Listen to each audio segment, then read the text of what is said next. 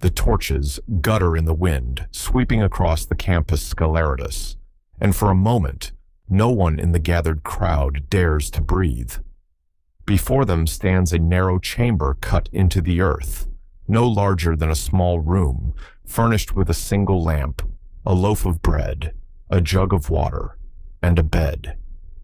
It is, in every visible detail, a place meant for the living. And yet everyone present understands that the woman being led toward it will never leave. She wears a plain dress, unlike the ceremonial robes she once wore with such pride. Her face is veiled so that the crowd cannot see her terror, though her trembling hands betray it. The Pontifex Maximus, the highest priest in Rome, recites the sacred formula in a low, ritual voice, and then, without another word exchanged, she is helped down the ladder into the chamber. The ladder is withdrawn. Earth is shoveled over the entrance until the ground looks undisturbed, as though nothing at all lies beneath it. The crowd disperses in silence. No one will speak of what happens in the darkness below. This is the punishment reserved for a Vestal virgin accused of breaking her sacred vow of chastity, and it is, according to Roman writers themselves, one of the most feared fates in the ancient world. To understand why a city that prided itself on law, order, and civic virtue could commit such an act, and why the legend surrounding it grew into something that haunted the Roman imagination for centuries, we must go back to the founding of the temple where this terror began. At the heart of the Roman Forum, nestled between the Regia and the slope of the Palatine Hill, stood the Temple of Vesta, a small circular building that Romans believed held the very survival of their city within its walls. Inside burned a flame that was never permitted to go out. This was not simply decorative fire. Romans genuinely believed that as long as the flame burned, Rome itself would endure. Responsibility for tending it fell to 6 women known as the Vestal Virgins, chosen in childhood from prominent families and bound by law to serve the goddess Vesta for 30 years. During that time, they were required to remain celibate, a vow considered essential to the purity of the flame and, by extension, the safety of the Roman state. In exchange for this extraordinary sacrifice, the Vestals received privileges almost no other women in Rome could imagine. They could own property, testify in court without a male guardian, and move freely through the city under armed escort, greeted with public reverence wherever they walked. If a condemned criminal happened to cross paths with a Vestal on the way to execution, that criminal was pardoned on the spot. Their presence alone was considered powerful enough to override the sentence of Roman law. But if that same power and privilege could be taken away by a single accusation of misconduct, then the fear surrounding it was just as extraordinary as the honor itself. And here lies the beginning of the terror. If you find yourself drawn into this world already, take a moment to like this video, because the story only grows darker from here, and there is much more to uncover about how fear shaped the ancient Roman mind. According to the historian Livy, writing centuries after the events he describes, the earliest known punishment of an unchaste Vestal occurred as far back as the regal period during the reign of Rome's semi-legendary kings. Livy tells us that the priestess Rhea Silvia, mother of Romulus and Remus, was condemned for breaking her vow, though the mythic nature of that particular story blends uncomfortably with what later became very real Roman law. What began as a foundational myth hardened over the following centuries into an actual legal and religious institution, one the Romans took with deadly seriousness. By the time of the Republic, the punishment for an unchaste vestal had become formalized into something almost ritualistic in its horror, and this is where documented history and enduring legend begin to intertwine. Roman law forbade the shedding of a vestal's blood. To execute her by sword, by strangulation, or by any conventional method was considered a sacrilege that would anger the gods and endanger the city itself. The Romans, ever inventive in matters of religious law, devised what they believed was a technical solution. If the vestal were buried alive with a small amount of food, water, and light, then, in the eyes of Roman religious reasoning, she was not being killed by human hands at all. She was simply being returned to the earth, and whether she lived or died afterward was left, officially, to the will of the gods. It is a chilling piece of legal reasoning, one that reveals just how deeply religious anxiety could shape Roman ideas of justice. The historian Plutarch, writing in his Life of Numa, describes this practice in unsettling detail, noting that the underground chamber, called the Campus Sceleratus, or Field of Wickedness, lay just inside the Colline Gate at the edge of the city. Plutarch tells us that a small mound of earth marked the site, a place Romans avoided and rarely spoke of aloud, as though even mentioning it might summon misfortune. Why did this punishment inspire such deep cultural terror, more than ordinary execution ever could? Part of the answer lies in the uncertainty embedded within the ritual itself. Unlike a public execution, where death was immediate and witnessed, the fate of the buried vestal remained unknown to the crowd above. Romans were left to imagine what happened in that sealed chamber after the ladder was withdrawn and the earth replaced. Did she scream? Did she pray? How long did the lamp burn before the darkness became absolute? These unanswered questions fed directly into the Roman imagination, and stories began to circulate, passed between citizens and hushed voices in the marketplace, embellished with each retelling until the historical event became something closer to legend. Soldiers stationed near the Colline Gate reportedly claimed to hear faint sounds beneath the earth on certain nights, cries carried on the wind, though no ancient historian records this as verified fact.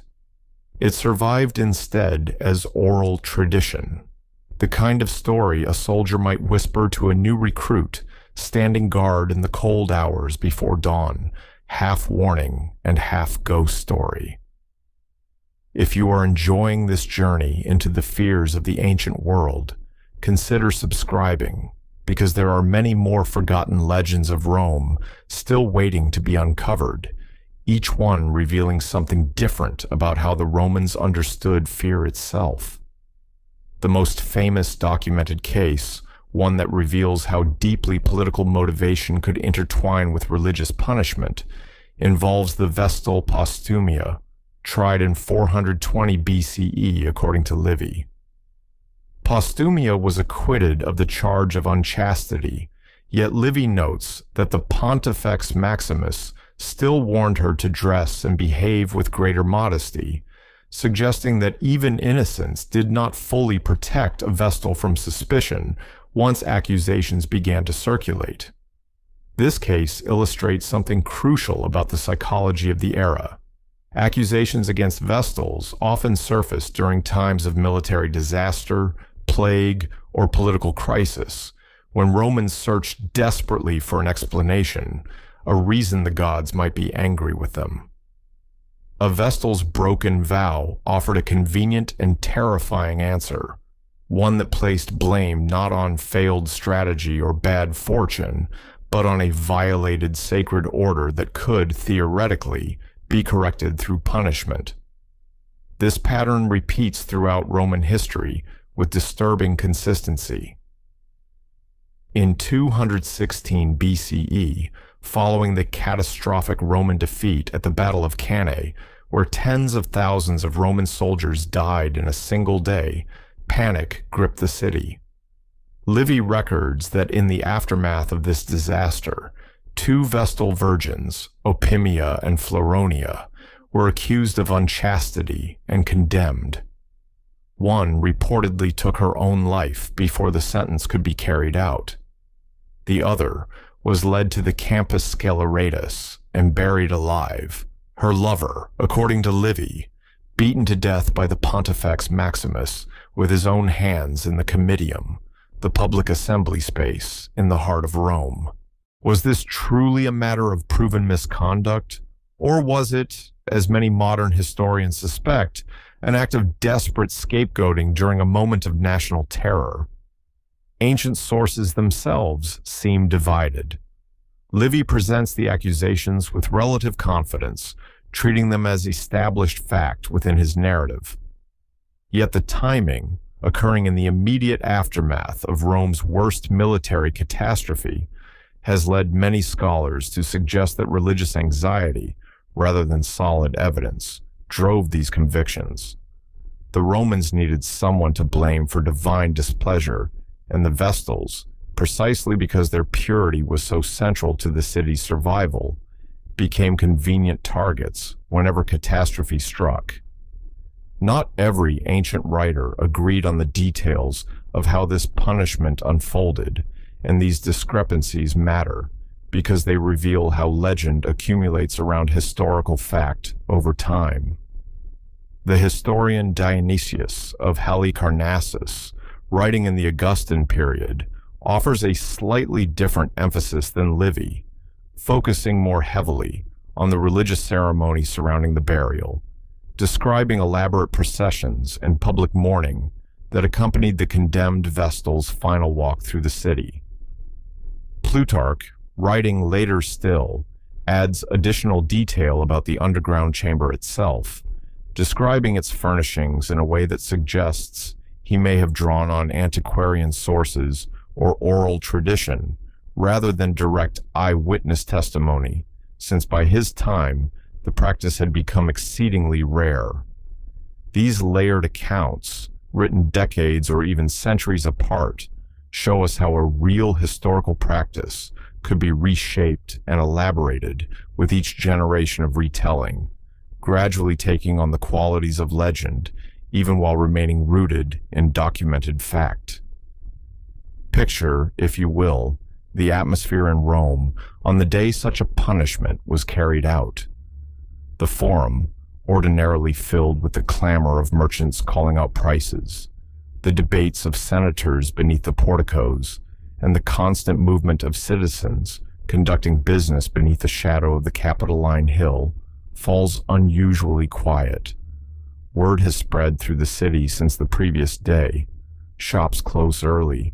Mothers pull their children indoors. The procession begins near the house of the Vestals, adjacent to the temple, where the condemned woman has spent most of her life in service. She is placed on a covered litter, sealed so that no one can see her, carried through streets lined with silent, watching citizens. The historian sources tell us that unlike other Roman funeral processions, no lamentation is permitted. No mourning cries, no music, only silence, broken by the steady tread of the priests who accompany her. This silence itself becomes part of the horror, a collective act of civic restraint that Romans believed necessary to avoid further offending the gods. At the Colline Gate, the procession stops. The underground chamber has already been prepared, and here we return to where our story began, at the edge of that small room built for a woman who is not meant to leave it. The historical record grows quiet after the earth is replaced. No Roman writer claims to know what truly happened afterward, and this uncertainty is precisely what allowed legend to flourish where documented history fell silent. By the time of the late Republic and early Empire, the punishment had become exceedingly rare, a fact that scholars suggest reflects a genuine reluctance among Roman elites to actually carry out something so severe, reserved only for moments of extreme political or religious anxiety. The last securely documented case occurred under the Emperor Domitian near the end of the 1st century CE, when the Vestal Cornelia was condemned, according to the younger Pliny, who wrote a first-hand account of the event since he witnessed it personally. Pliny describes Cornelia's composed dignity as she was led to the chamber, protesting her innocence to the very end, and this account, written by someone who was actually present, gives us one of our closest genuine glimpses into how Romans of that era experienced this ritual firsthand. Even Pliny, a sophisticated and educated Roman aristocrat, describes the event with a tone of genuine unease, suggesting that even by his time, the practice unsettled those who witnessed it. What do historians believe today about this legend and the practice behind it? Most scholars agree that the burial of unchaste Vestals was a genuine and documented Roman institution, not merely folklore, supported by consistent accounts across multiple independent ancient historians writing in different periods. Archaeological investigations near the traditional site of the Colline Gate have not conclusively identified the exact location of the Campus Scalaritus, and no confirmed underground chamber matching the ancient descriptions has been excavated, leaving this particular physical trace of the legend unverified. What remains far less certain is how many of the accusations leading to these punishments were based on genuine evidence versus political convenience or religious panic during moments of crisis. The pattern connecting these punishments to military disasters and civic anxiety suggests that fear, rather than proof, often drove these accusations forward. What endures, centuries later, is not simply the historical record, but the atmosphere of dread that surrounded it, an atmosphere the Romans themselves cultivated through silence, ritual, and the unanswerable mystery of what happened beneath the earth. If this exploration into one of Rome's darkest and most authentic legends has stayed with you, share your thoughts in the comments about what you find most unsettling, because these ancient fears still have the power to reach across centuries and unsettle us today. In the end, the legend of the buried Vestal endures not because of what the Romans knew, but because of what they refused to know. A silence deliberately maintained around a punishment too sacred to witness and too terrible to describe. It reveals a civilization capable of extraordinary order and reason, yet still governed in its deepest fears by the belief that the safety of an entire city could depend on the purity of a single flame and the terrible lengths its people were willing to go to protect it.